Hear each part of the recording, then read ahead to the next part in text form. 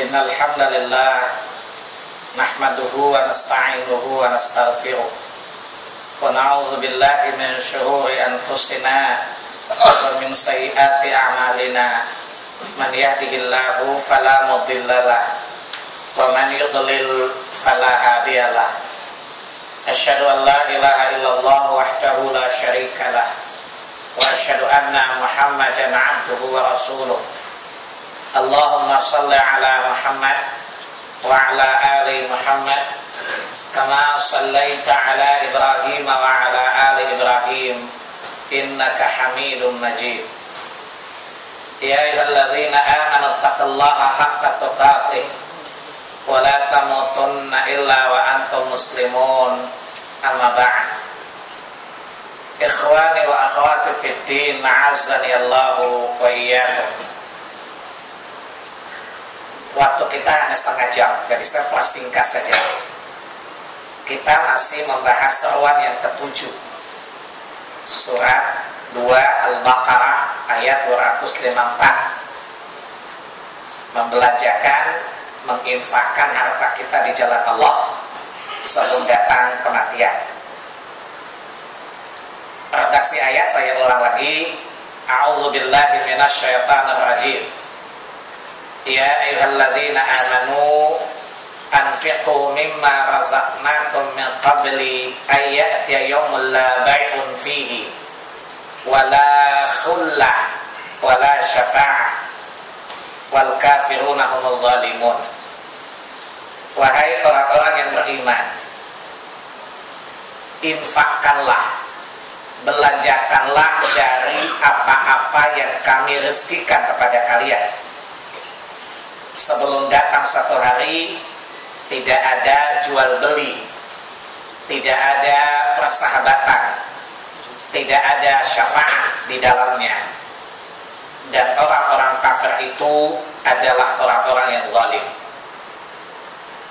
Secara global tafsir ayat ini sudah saya jelaskan di bulan yang lalu. Saya akan masuk pada sesi fawaid, ibar, pelajaran yang dapat kita ambil dari ayat ini. Satu, apa-apa yang Allah perintahkan dan apa-apa yang Allah larang itu selalu mengandung 4 aspek. Pertama, apa yang Allah perintahkan itu pasti baik. Maka kalau Allah bilang begini, dzalikum khairul lakum in kuntum ta'lamun. Coba antum perhatikan, kalau Allah suruh sesuatu, ada Allah katakan gini, yang demikian itu adalah baik bagimu jika engkau mengetahui. Karena Allah lebih menginginkan kita baik daripada diri kita sendiri. Buktinya Anda masih merokok kan? Itu tandanya antum tidak sayang kepada diri antum. Yang kedua, jadi pertama Allah menginginkan kebaikan. Yang kedua, fungsi perintah itu adalah untuk menyucikan, atau larangan itu untuk membersihkan. Biasa Allah bilang, dzalikum azka lakum wa athhar. Yang demikian itulah suci dan bersih bagimu. Kalau Allah bilang azka, berarti bersih secara batin. Kalau Allah bilang athhar, dari kata tahira, artinya bersih secara zahir. Jadi segala sesuatu yang Allah larang itu karena kotor.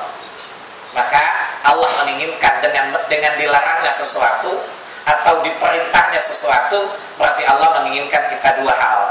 Pertama, Allah menginginkan kita baik. Yang kedua, Allah menginginkan kita bersih. Dan semua di antara antum pasti menginginkan dua kebaikan ini kan? Selalu ingin menjadi orang yang baik dan selalu ingin menjadi orang yang bersih. Yang kedua, setiap apa yang Allah larang ada mengandung 2 unsur. Pertama adalah kotor, yang kedua adalah bara. Yang pertama adalah khabath, ya.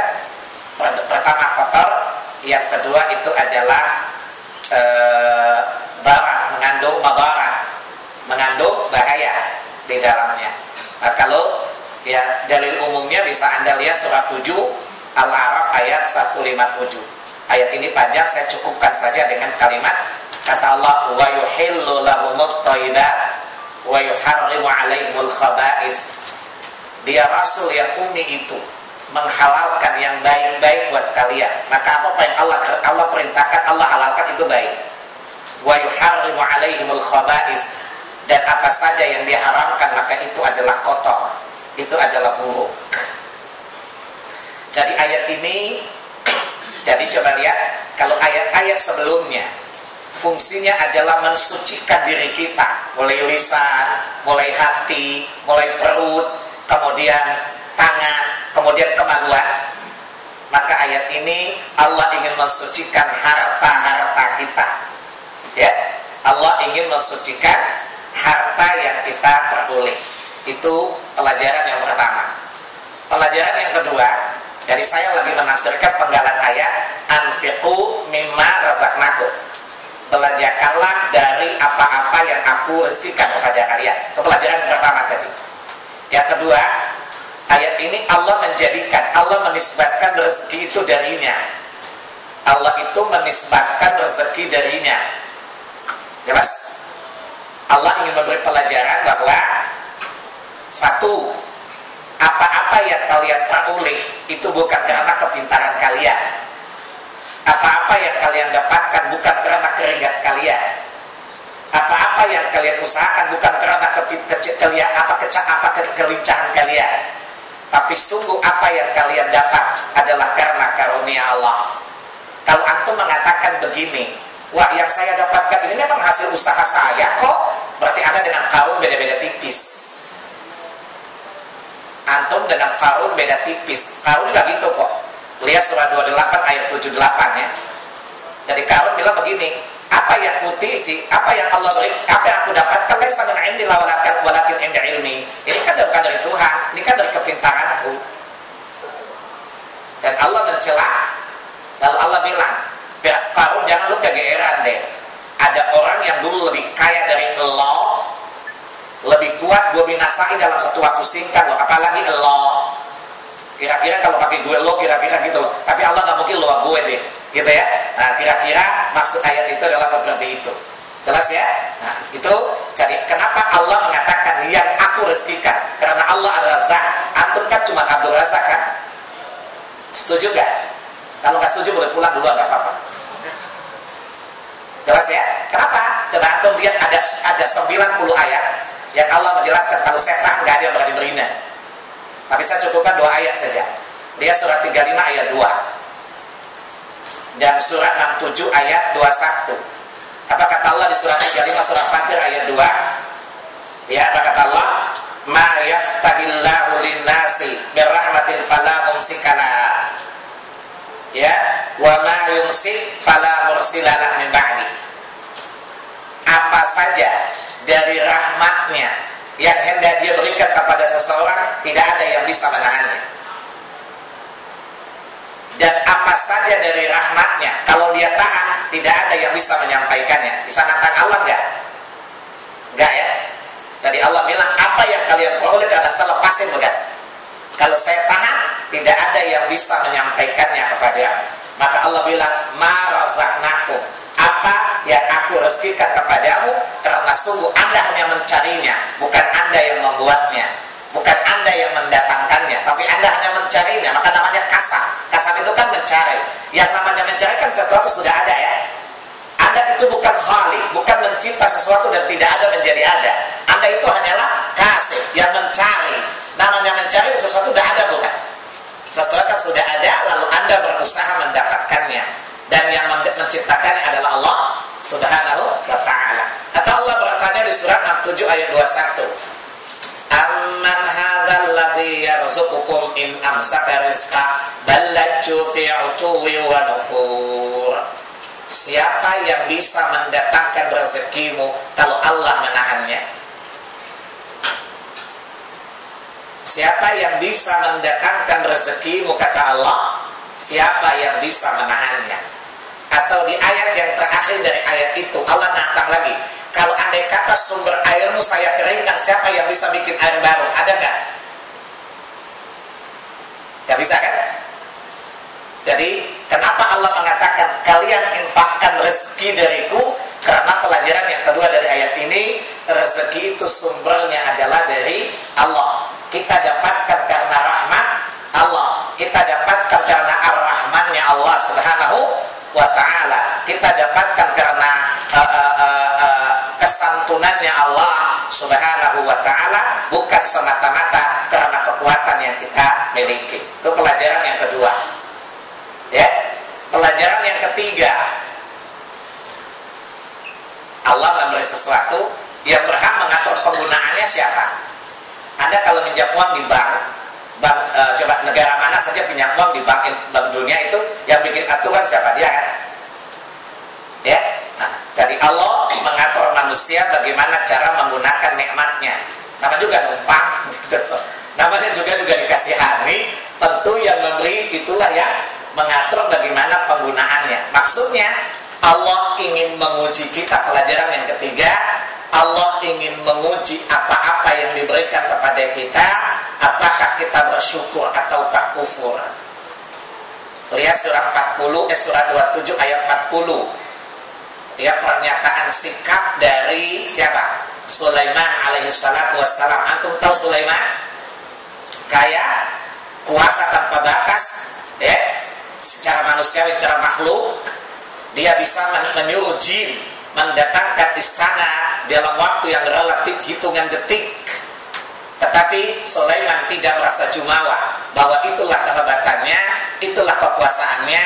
Tetapi dia berkata, hadza min fadli rabbi liyabluwani a'ashkuru am ashkuru wa man syakara fa innama yashkuru li nafsi wa man kafara fa innahu ghaniyyun hamid. Kata Sulaiman ketika Allah memberikan begitu banyak karunia untuknya, dia bilang, ini adalah sebagian dari karunia Tuhanku. Kenapa dia mengatakan sebagian? Karena itu belum seberapa dari gudang Allah Subhanahu wa ta'ala. Jadi tidak boleh kegeeran, karena yang di sisi Allah masih lebih banyak. Sebagaimana hadits Bukhari Muslim muttafaq alaih, bahwa rahmat Allah itu ada 100 di sisinya. Yang dia turunkan di bumi ini adalah satu. Yang bapak-bapak bagi dengan monyet itu satu itu loh. Yang kita bagi dengan tikus satu itu loh. Ya, 99 tersimpan di sisinya. Apabila terjadi hari kiamat, Allah gabungkan jadi 100 dan seluruhnya dilimpahkan kepada penghuni surga. Jelas? Makanya apa kata Daud, kata Sulaiman, hadza min fadli. Ini hanya sebagian kecil saja dari karunia Tuhanku. Karena karunia Tuhan lebih besar, 100. Ya, sementara Daud dan jin berbagi rahmat yang satu itu. Ya, sehingga dia mengatakan min fadli rabbi. Ini hanyalah sebagian kecil saja dari rahmat Tuhanku. Karena rahmat Tuhanku jauh lebih besar dari ini. Untuk apa? Untuk apa kata Sulaiman? Liyabluwani, agar dia mengujiku. Agar dia mengujiku dengan karunia yang diberikan. A'ashku am akfuru. Apakah aku bersyukur ataukah aku kufur nikmat? Apakah aku bersyukur atau kufur nikmat? Lalu dia berkata, siapa yang bersyukur, kebaikan dari syukurnya itu untuk dirinya. Sebab antum tidak antum bersyukur sejagat pun, Allah gak naik derajat kok dengan syukurmu. Maka lebih dari 20 ayat Allah bilang, wa man syakara fa innama yashkuru li nafsi. Siapa yang bersyukur untuk dirinya sendiri. Ya, wa man kafara fa innallaha ghaniyyun hamid. Barang siapa yang kafir, kufur nikmat, Allah maha kaya, Allah tidak membutuhkan dia, Allah maha terpuji. Artinya, andai kata manusia tidak memuji Allah atas nikmatnya, maka sekali-kali Allah tidak akan menjadi terhina karenanya. Allah tetap maha al-hamid, Allah maha terpuji. Itu pelajaran yang ketiga. Lalu apa konsekuensinya? Jadi Allah ingin menguji kita, lalu Allah janjikan di surat 14 ayat 7. Surat 14 ayat berapa? 7. Wa in ta'adzana rabbukum la in syakartum la azidannakum wa la in kafartum inna adzabi lasyadid. Ya, barang siapa Tuhan telah memaklumkan, barang siapa yang bersyukur Allah tambah nikmat itu untuknya. Dan barang siapa yang kafir ingkar nikmat Allah, inna adzabi lasyadid, Allah tidak bilang aku pasti siksa dia, enggak. Allah cuma bilang, lu ingat aja deh, gue bisa nyiksa lo sewaktu-waktu. Jadi gini, ada orang bilang begini, saya tidak berzakat tapi rezeki saya tambah banyak gitu ya. Ada orang bilang gini, dari pelajaran keempat apa? Jadi Allah mendidik kita untuk bersyukur. Apa bedanya alhamdulillah dan asyukur? Apa bedanya alhamdulillah dan asyukur? Kalau alhamdulillah itu adalah berterima kasih dengan hati dan lisan. Tapi kalau asyukur adalah berterima kasih kepada Allah dengan hati, lisan dan perbuatan. Ya, dengan perbuatan. Ada orang bilang begini, Saya biar tidak sholat, tidak apa-apa, tapi saya rezeki banyak aja. Saya berdoakan Allah kabulkan semua tuh. Itu ada orang sana baik-baik beragama, tapi Allah tidak kasih sama dia. Kayaknya Allah nggak sayang sama dia. Sok telo. Allah bilang nunggu aja. Kalau kamu semakin durhaka kata Allah, aku akan bukakan seluruh pintu-pintu kesenangan untukmu. Yang sewaktu-waktu aku beri hukuman yang kamu tidak sadari loh. Jadi jangan karena tidak sholat terus dikasih nikmat banyak kegeeran loh ya. Ya, kan ada orang bilang, aku biar nggak sholat, biar gitu, tapi buktinya Allah sayang sama gua. Yang bilang Allah sayang sama lo siapa? Buktinya saya berdoa dipenuhi, bukankah iblis yang durhaka jadi dipenuhi, apalagi lu anak buahnya. Maka siapa yang berdosa, barang siapa yang mengingkari Allah, barang siapa yang tidak patuh kepada Allah, akan tetapi diberi banyak nikmat, dia perlu waspada. Lihat surat 6 Al-An'am ayat 44 junto, surat 7 ayat 182.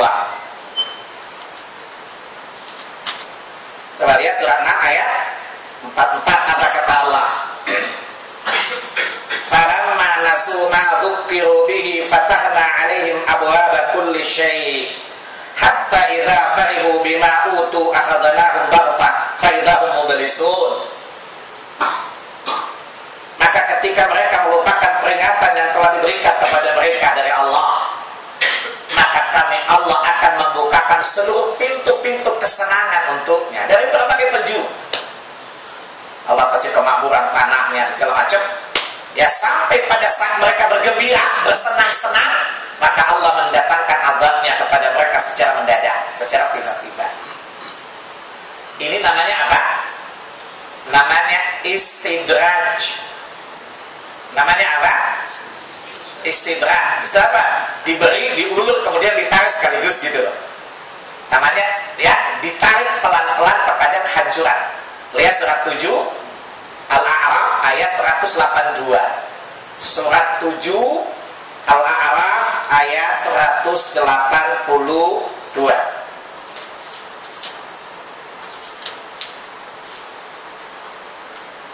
Udah? Walladzina kadzdzabu biayatina sanastadrijuhum min haitsu la ya'lamun. Sanastadrijuhum. Jadi kami akan mengistidraj dia. Barang siapa yang mendustakan ayat-ayat kami, maka kami akan menarik dia kepada kebinasaan pelan-pelan. Itu namanya istidraj namanya. Ya, jadi orang yang kufur nikmat, ya, orang yang kufur nikmat, orang yang tidak berterima kasih kepada Allah, natuju bermaksiat kepada Allah, lalu Allah tambah nikmat kepadanya, sekali lagi jangan kegeeran ya, tetapi justru waspada. Karena Allah bilang, semakin lu jahat, semakin gue buka pintu kesenangan buat lo. Lalu kamu kopol sambil ngomong, wow. Dan saya akan datangkan musibah yang besar menimpamu, aku mengazabmu, sementara kamu tidak menyadarinya. Kenapa? Karena kamu mendustakan ayat kami. Sanat tadrijuhum, saya akan istidrajkan kau. Artinya saya ulur, kemudian saya tarik pelan-pelan, lalu saya binasakan kamu tanpa kamu menyadarinya. Demikianlah anak-anak, 3 pelajaran dari ayat ini. Ada 10, belum 3 ya. Nggak usah banyak-banyak, mau tidak catat. Ini saya tak bulan depan tanya, wallahu a'lam. Jadi pelan-pelan, namanya nafsir ayat dengan ayat ya. Nah, jadi menafsirkan ayat dengan ayat ya. Baik, saya kira cukup ya. Itu pelajaran yang dapat. Masih ada waktu 10 menit tanya jawab. Ya, sampai jam 1 stop. Tidak boleh lebih, korupsi namanya. Ya. Ada yang mau bertanya enggak? Silakan. Di ayat yang Al-Baqarah 254 itu ada arti yang tidak ada lagi syafaat di situ. Syafaat di situ maksudnya apa? Kan belum sampai di sana. Saya baru membahas. Jadi tapi sekedar itu saja. 1, wala syafaat di sini bukan berarti tidak ada syafaat sama sekali ya. Jadi kata wala syafa'ah, penafian syafaat di sini hanya untuk orang kafir. Tetapi syafaat itu tetap ada. Nanti jelaskan lebih rinci ya, bahwa syafaat di hari kiamat itu ada. Jelas? Yang kedua, tetapi dengan catatan seluruh syafaat itu mutlak milik Allah. Lihat surat 39 ayat 44. Qulillahi syafa'atu qul syafa'atillah jami'an. Katakanlah kepunyaan Allah lah seluruh syafaat itu. Nah, kemudian kepada siapa akan diberikan syafaat? Jadi yang berhak mendapatkan syafaat hanya orang bertauhid saja, orang mukmin. Orang yang tidak beriman sama sekali tidak mendapatkan syafaat. Nanti dijelaskan di dua ayat, surat 19 ayat 76 dan surat 43 ayat 68. Jelas ya? Nah. Kemudian orang beriman mana yang apa syarat syafaat? Dua. Pertama, orang yang memberi syafaat harus orang yang diizinkan oleh Allah. Man dzalladzi yashfa'u 'indahu illa bi'idznihi. Tidak ada yang bisa memberi syafaat di sisi Allah kecuali dengan seizin Allah. Berarti ada dong syafaat. Karena syafaat semua milik Allah. Tetapi orang di sisi Allah nanti memberi syafaat tapi dengan izinnya. Jadi orang yang memberi syafaat dengan izin Allah. Syarat yang kedua, orang yang diberi syafaat adalah orang yang diridhai oleh Allah. Lihat surat 21 ayat 28. Ya, orang yang diberi syafaat adalah orang yang diridhai oleh Allah Subhanahu wa ta'ala. Jadi kata wala syafa'ah pada ayat ini penafiannya kepada orang-orang kafir, karena Allah mengakhiri dengan ayat wal kafiruna humudz zalimun. Bukan Allah menafikan syafaat secara mutlak, tetapi Allah hanya menafikan, meniadakan syafaat dari orang-orang kafir. Tetapi orang-orang beriman itu akan mendapatkan syafaat selama dia bertauhid kepada Allah Subhanahu wa ta'ala. Dan orang yang memberi syafaat adalah orang yang diberi izin oleh Allah, bukan sukhoi, suka-suka oi. Orang yang diberi syafaat bukan sesuka Anda pilih gitu loh. Orang yang diridhai oleh Allah Subhanahu wa ta'ala. Apa itu syafaat? Artinya permohonan doa dari seseorang yang diizinkan Allah kepada Allah untuk membebaskan seseorang dari adab dari kiamat. Itu syafaat secara syariat, secara istilah. Nanti di sana siapa yang memberi syafaat? Ya para malaikat. Ya, Anda lihat surat 21 tadi. Ya, juga surat 43. Siapa yang memberi syafaat? Ya para nabi. Dan manusia pertama yang pertama memberi syafaat Rasulullah, dan yang pertama kali diterima syafaatnya adalah Rasulullah SAW yang dinamakan syafaatul uzma. Ya Allah katakan di surat 17 ayat 79, wa minal laili fatahajjad bihi nafilatan laka asa ayyab'atsaka rabbuka maqaman mahmuda. Jadi kata ayyab'atsaka di sini bukan kita semua loh, itu buat Rasul loh. Karena kata makam cuma satu tempat, masa kita rebutin? Jelas ya? Karena salat tahajud awal mulanya wajib bagi Nabi, tidak selainnya. Kemudian setelah Allah mensyariatkan salat Isra Mi'raj, Allah rubah hukum tahajud jadi sunnah, dan Allah jadikan itu sebagai maqam mahmudah dari Rasulullah. Dan maqam mahmudah para ulama Ahlussunnah sepakat yaitu syafaatul uzma pada hari kiamat, di mana dia yang pertama kali memberikan syafaat, dia pertama kali diterima syafaatnya, dan dia pertama kali kepadanya dibukakan pintu surga, dan para nabi berada di belakangnya ketika memasuki surganya. Tapi bagaimana penjelasannya? Boleh kemana-mana, nanti jelaskan di waktu yang akan datang lebih terperinci makna syafaat tadi. Paham anak-anak? Masih 5 menit lagi loh. Silakan. Tadi dijelaskan mengenai rezeki, menyatakan manusia dari mana datangnya dan bagaimana penggunaan. Kemudian adalah aturan dari ayat lain yang mengatur mengenai ikhtiar untuk mencari rezeki. Apa itu? Ikhtiar untuk mencari rezeki. Ada nggak kontradiksi di situ? Baik, kan gini, bahwa Allah mengatakan rezeki dari Dia tidak meniadakan kita ikhtiar dong. Kan di ayat berikutnya juga ada 267 kan, belum saya bahas.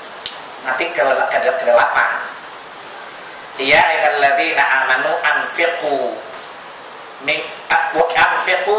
min thayyibati ma kasabtum. Wahai orang-orang yang beriman, belanjakanlah yang baik-baik dari hasil usaha. Nggak kontradiksi dong. Kan saya bilang antum hanya mencarinya, bukan antum yang menciptakannya, dan bukan antum yang menentukan. Kalau antum di perusahaan punya proposal target tahun ini 10 miliar, itu menghayal. Karena kepastiannya ada di tangan Allah. Karena Allahu yabsutu rizqa liman yasha'u wa yaqdiru lah. Allah yang menentukan kadar rezeki hambanya. Jelas? Jadi antum mencarinya itu ikhtiar. Kan tidak mungkin antum duduk nyampe dong. Orang bilang, kalau segalanya Allah takdir kita duduk-duduk aja. Saya bilang nggak bisa, harus usaha. Contoh, kata Nabi Ibrahim apa? Jika aku lapar ya kasih makan Allah. Apa Nabi Ibrahim duduk-duduk? Nggak usah masak, cuma makanan loncat ke mulut. Nggak kan? Kan ada ikhtiarnya dong, gitu loh. Jadi ini tidak menafikan ikhtiar. Ikhtiar adalah ikhtiar, tapi bukan Anda bergantung pada ikhtiarmu, tapi bertawakallah kepada Allah. Bukankah Allah katakan di dalam surat 67 ayat 19, awalam yarau ila tayri fawqahum safati wa yaqbir ma yumsikuhunna illa rahman. Apa mereka tidak memperhatikan burung yang mengepakkan dan mengatupkan sayapnya di atas mereka? Siapa yang menahannya?